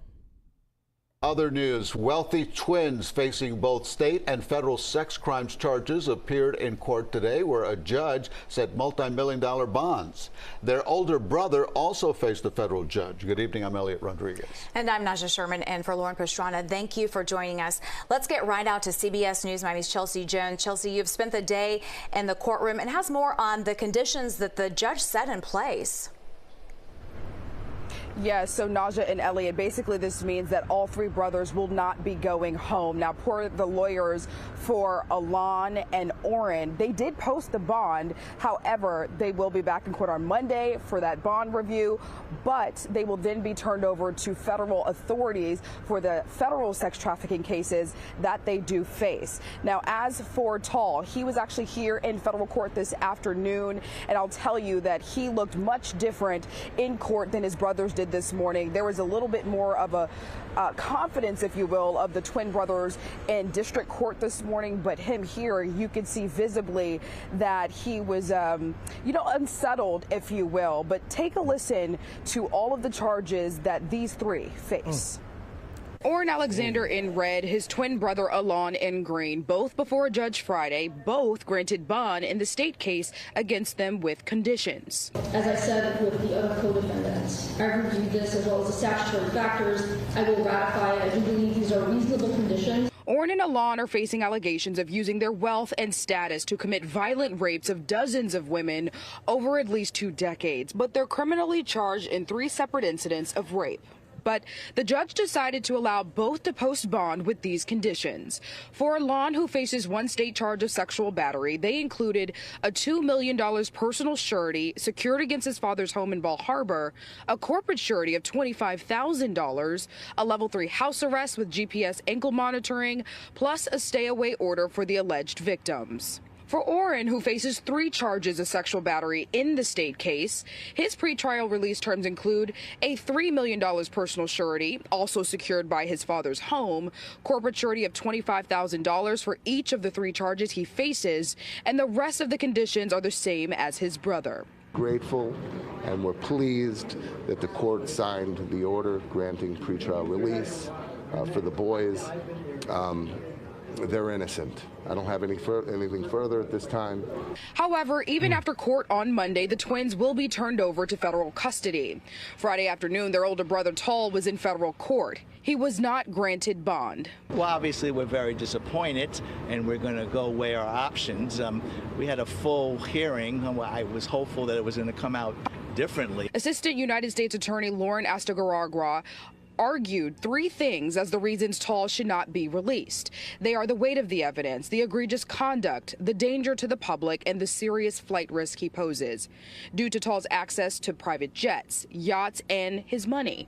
Tall's attorney argued he was not a flight risk. They were hoping for bail conditions of $115 million in equity, which included Tall's home, his brother's homes, and their family's office building.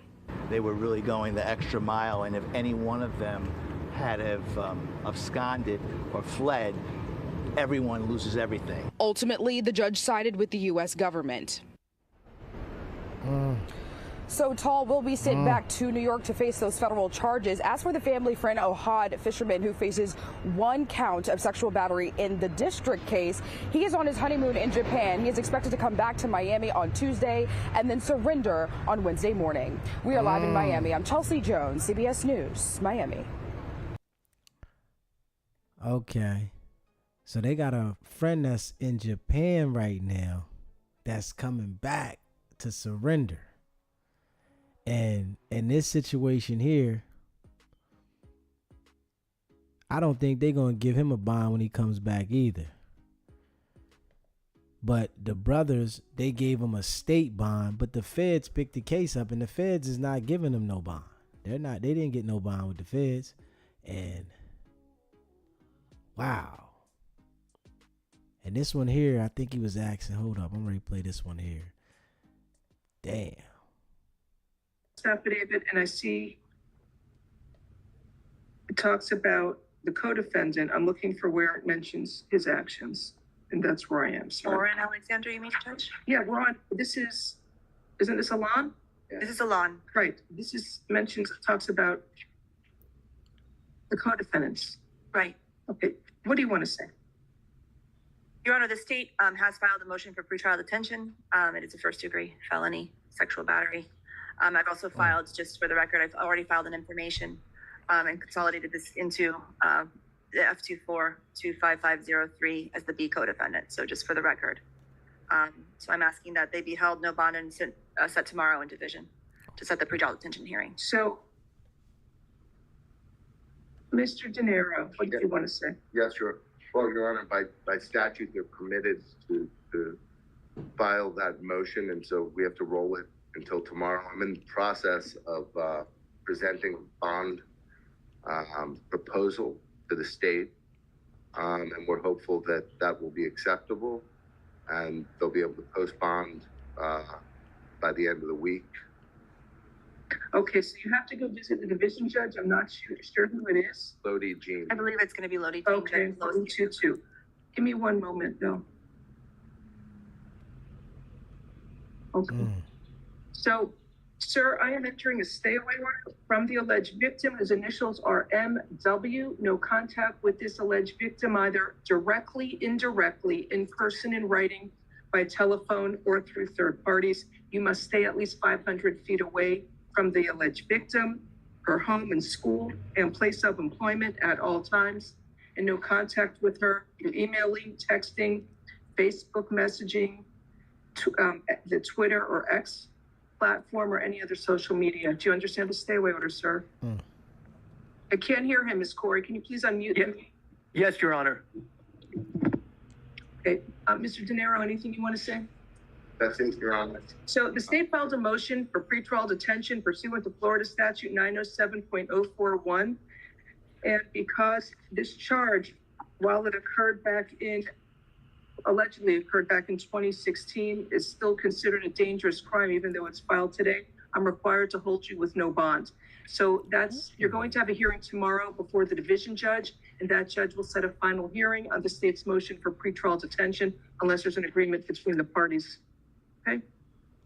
All right. So you have a good attorney. Listen to what he tells you. Thank you. Thank you, Your Honor. The next is Orrin Alexander. I believe we can handle that as well.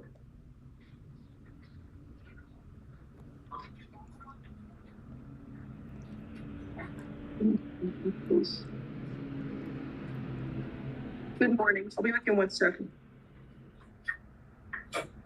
Now we have Orrin Alexander. He has 2 cases here. There should be 3 cases, Judge. Okay. You have 3 cases, sir. I only have 2 of them here. The state attorney's here. Do you want to announce for the record again? Yes, Natalie Snyder on behalf of the state. Your attorney's here with your parents. Yes, Your Honor. Joel De Niro on behalf of Orrin Alexander. I'm present here with Orrin's family. All right. Good morning. So I have 2 cases before me that I can address. We're going to have to get the 3rd case unless you want me to wait for everything. Probably better to wait for everything. That's fine. All right. Just have a seat, sir. I'm sorry about the delay. All right. So, sir, you have 3 cases. We'll start with F24-255. What is that? 03? That's an arrest warrant where this incident allegedly occurred on December 31st of 2016. So the state attorney's here, your attorney's here. Do you have any legal argument you want to make on this case? Your Honor, again, we filed the motion for pretrial detention in this case. He is the A co-defendant in the consolidated information that was filed yesterday.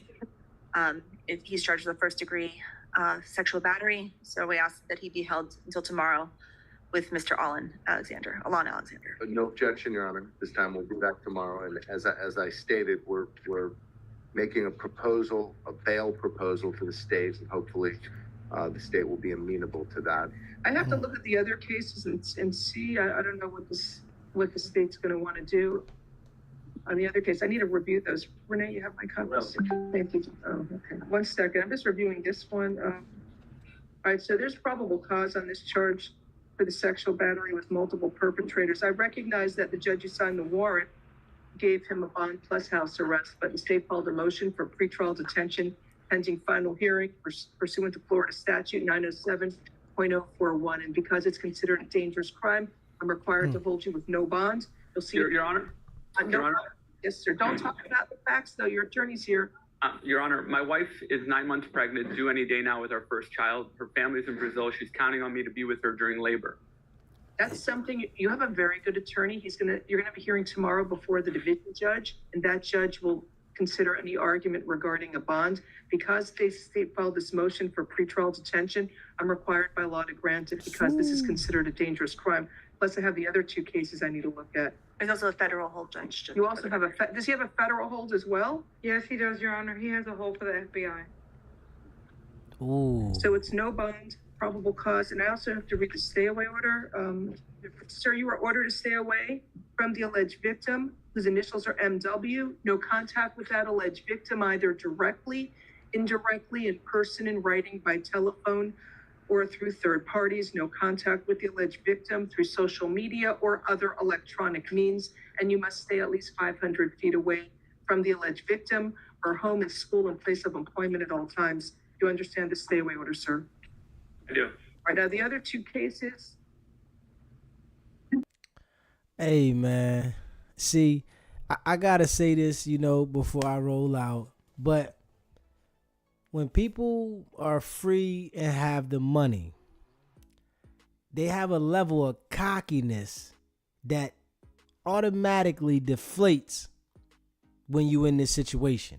And this is why I say, just because you have money doesn't mean you hold a certain weight that you think you hold, because these people take it from you every single time. No matter how much money you got, no matter who you think you are, when you get in this situation and you're in front of the judge, they always deflate you.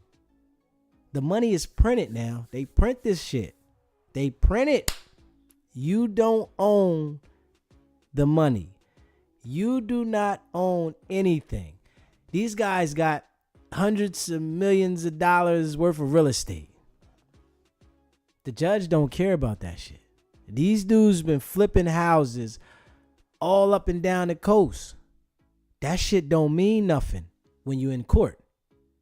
That shit don't mean nothing when the FBI come grab you. That shit don't mean nothing when they want to charge you with a RICO. The money only means something to the people that don't got the shit. That's all. They print this shit now. They can come take that shit whenever they want. So a lot of people put too much value on that shit.